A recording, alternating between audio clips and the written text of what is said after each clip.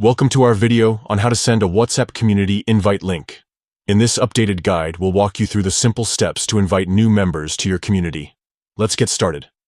First, open your WhatsApp app on your smartphone. You'll see the familiar green icon, so tap on it to launch the application.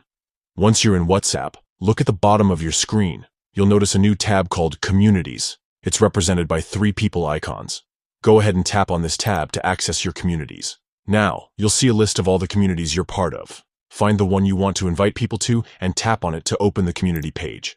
At the top right corner of your screen, you'll spot 3 vertical dots. This is the menu button. Tap on it and a drop-down menu will appear. From this menu, select Community Info to access more options for your community.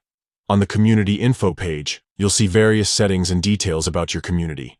Look for the Invite option and tap on it. This will bring up different ways to invite new members. Among the options presented, choose Send Link via WhatsApp. This allows you to share the invite link directly through WhatsApp to your contacts. Finally, you'll be taken to your WhatsApp contacts list. Scroll through or use the search bar to find the person you want to invite. Once you've selected the contact, simply tap the Send button, and voila! The invite link will be on its way to your chosen contact.